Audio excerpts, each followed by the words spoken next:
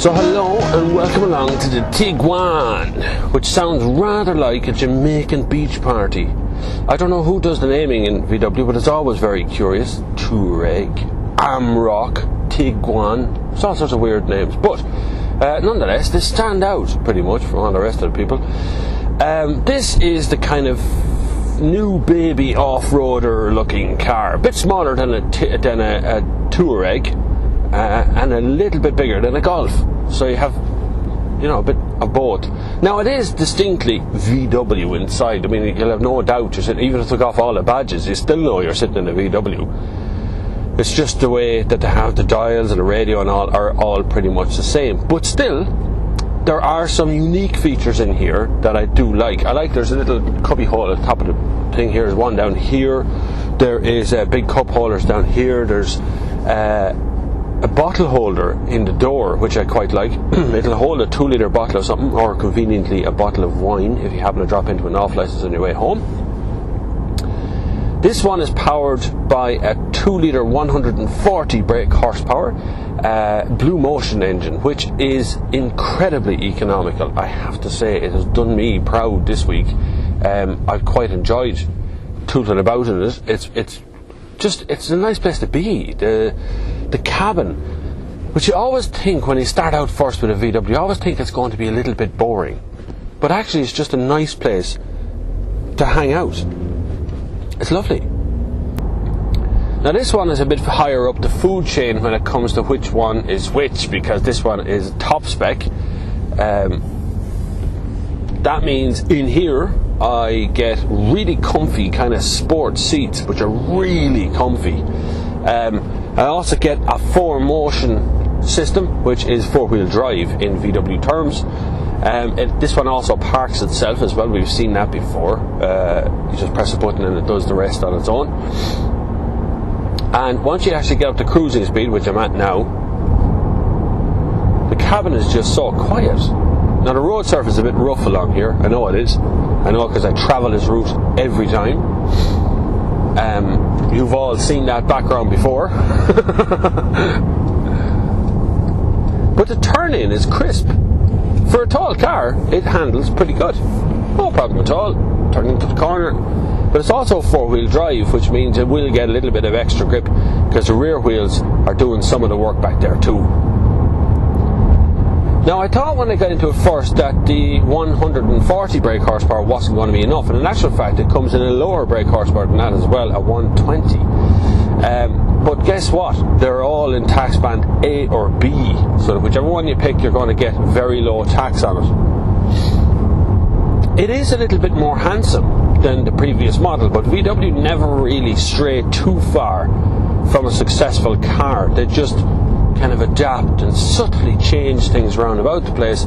They listen to the feedback and then go about changing it just enough, because if in the VW range a model isn't selling at all, it's just dropped. They don't redesign it or do anything with it, they just get rid of it.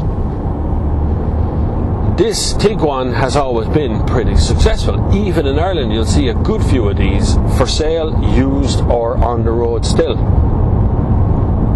But this Blue Motion engine has been a revelation in all the VWs I've had for the last couple of years. They've all been so economical, but I really didn't expect the economy to be so good in something this big and 4-wheel drive. I thought it was going to just, pull the bits out of the fuel economy, but it doesn't. I've travelled 562 kilometres, nearly 563, and I have just under half a tank of juice left. So I don't know how or where it's putting it, but if you double that out to the size of the fuel tank, I'm probably going to go about 1,000 kilometres before it needs to be refilled. Now, the Tiguan, in some ways, is very high spec. I mean, I have a thing that can park itself here. I have traction control. I have start-stop system. I have 4 electric windows here, electrically heated mirrors. I have lots of stuff in it. This one even has Bluetooth in it as well. It has a trip computer, it has auto lights, auto wipers. There's tons of kit in here, which is a long kind of step from where VW used to be. Now they charge you a fairly premium price, but they give you a lot of kit as well. There is a lot of stuff in here, and it's also air conditioning. But it has that utilitarian feel about the whole cabin. Even though it's really comfy, it still feels quaintly utilitarian. And what I mean by that is that everything's kind of a bit chunky. Everything's a bit, hard wearing. These four, the double air vent things are a bit more like the Amrock. There's a bit of chunkiness about the whole thing. So it takes away that idea of the 5-door hatchback. There's enough power on tap as well when you want to overtake something, which I have a big cow trailer in front of me, probably being pulled by a Mini. See? No, it's not. It's been pulled by a SsangYong Rexton, which is undoubtedly one of the ugliest cars ever built. Even looking at me in the rearview mirror now, it's a terrible looking car. God, it's terrible. But back to the Tiguan, which I keep saying with a Jamaican accent. So there's tons of power in the Tiguan 2-litre Blue Motion engine. I was surprised about that, because usually Blue Motion is, trying to turn everything down, trying to make it more economical, not more powerful. But yet there's still plenty of poke there when you put your foot down. Especially when you stir it around a bit, to get those revs up a small bit. There's tons of power there. Now I have a shift indicator on the dashboard, which tells me what gear it wants me to be in. That's a very tight roundabout now, no problem going through that. And when you put your foot down, it says third. Right now I am in third. Then you'll see fourth pop up and you go forward. A little tiny arrow. It's very, very subtle, and when I say subtle, it's near invisible. You really do have to look for it on the dashboard. But if you follow it, you will get the fuel economy you desire. Prices start for this, in the basic sense of things, you're talking a little below €30,000, although on the road price will be slightly different from that, so I'm hesitant to say that. And the top spec one, which will get you a DSG box, 4Motion and the whole show thrown in, you're talking there around €40,000, just a little below that. It depends again on the on-the-road price, but probably on the road it'll be shade over €40,000. Now I can see the value in it, I really can. The biggest competitor this car actually has is not the kind of run-of-the-mill car sellers in Ireland. It's more like the Audi Q3. It's up in that kind of luxury brand feel about the whole thing. So VW have done a really good job on trying to make it feel luxurious while keeping the price as low as they possibly can. So I do see the value in this. Even in the top spec one at 40 grand, I do see the value. It is there. There is. Everything's nicely put together. Everything's well built, well designed. I do like the Tiguan. I do.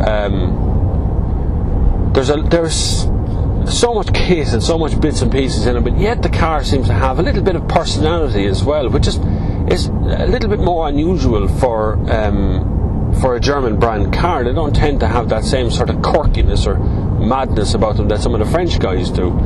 But you just know by this it's going to keep going. It feels reliable and tough, and like the kids can't destroy it. I had 2 kids in the back of this over the week. I had it, and they liked it. They liked the seating position for a start, but they really liked, and I'll give you a tip, the height of the door. Even in the child seats, they were well above that door level, so they could get a great view of the world. And that's very good. That's very rare as well, but it's very good in a car like this, because the kids like to have that kind of a view out, especially when they're small. I have 2 small kids, so they like to have that kind of look out through both of the windows. And so it was really nice to have the car and go around for even quite long drives, just for the sake of driving. Quite long drives were very pleasant, because the kids got to see the cows in the field and the sheep and the plains, and they got to see that whole vista view because of the height of that window.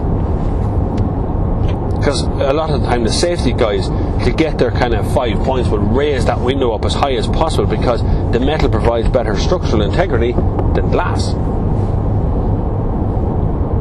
So now you know why your windows are this height.